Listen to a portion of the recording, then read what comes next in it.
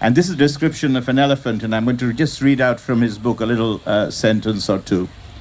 Several studies have shown that they can recognize their own reflections, suggesting, however rudimentary they may exist amongst elephants, an amorphous theory of the mind.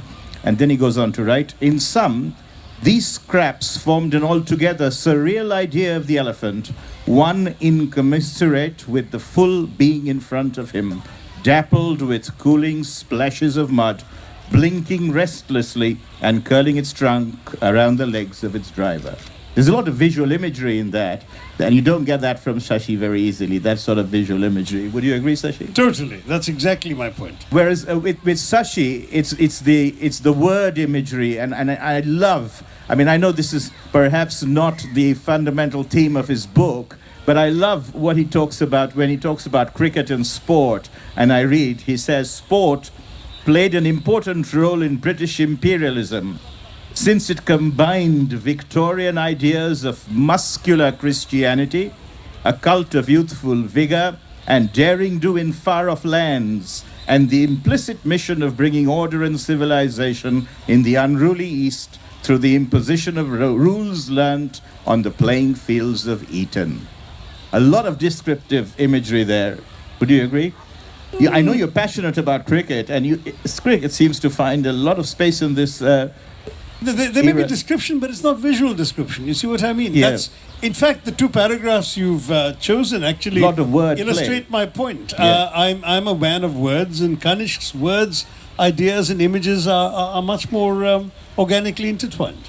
Exactly. So this is exactly what I was going to tell you. That do you think this is something that is ingrained in the way you've always written, the way you've always looked at life, or is this something that you've developed as you've matured as a writer? I mean, it's difficult to explain the why, but it's certainly true.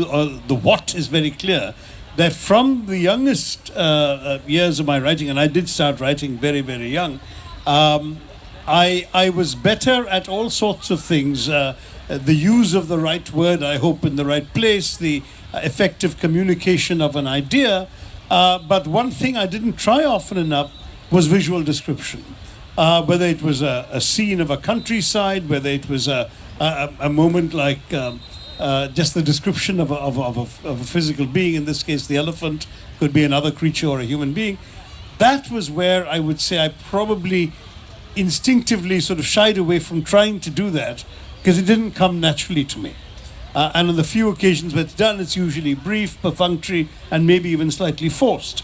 With him, it seems much more natural. I think that when I read his style and mine, of course, you're reading non-fiction and comparing it to fiction, so that's not fair. But if you were to read any sort of paragraph of any of my novels, I don't think you'd really see this as being similar to Kanishk. I think he has his own way of approaching things, and he does it, to my mind, with tremendous, tremendous flair and readability in a way that's quite different from mine. To some degree, my impact is through my words.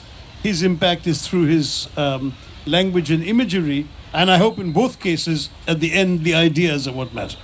But I think there's also an overarching similarity in the sort of, I think, the force that sort of imbues a lot of our fiction and non-fiction. In my father's first novel, The Great Indian Novel, he plays with a historical text, and he finds in it a kind of urgency for the present. And I think in my fiction too, even though I'm not directly writing about Indian epics or even India necessarily, I think I do also have that interest in seeing the world in large part through the prism of the past, and feeling that there is a kind of urgency to be found, in looking back in time. When you talk about the prism of the past, and we're talking about Elephant at Sea, I just can't help but ask you the question, was it inspired by your father's experience in the Foreign Service? Well, I mean, it's... Or did it have some relation? So this is... my Sandip Chatterjee is talking about... one of the stories in my collection called Elephant at Sea, which tells the story... tell them the story a little bit as well. It tells the story of an elephant that was dispatched by the Indian Foreign Service from India to Morocco after the Moroccan princess at some point asks the Indian ambassador there for an elephant. 6 years later, when the elephant finally arrives, she has grown up and completely lost interest in this elephant in the first place. Now, what was amusing about this story is that it's based completely on a real life event, which I happened to hear from a young age from a friend of my family, of my father's, who worked in the IFS. And so this story sort of remained with me for a long time. About a decade ago, I visited Morocco, and I was thinking about it when I was there, and the story emerged out of my trip in Morocco. But what was amazing when this book was first launched in January in India, last January, was that when I had a book event in Delhi, a remarkable woman came to the event, and she turned out to be the daughter of the Indian ambassador at the time that this actually happened.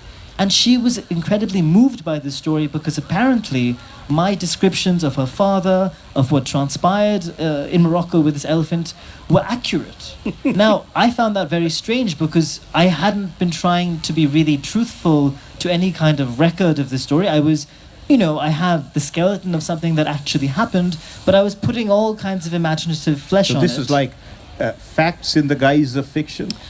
It is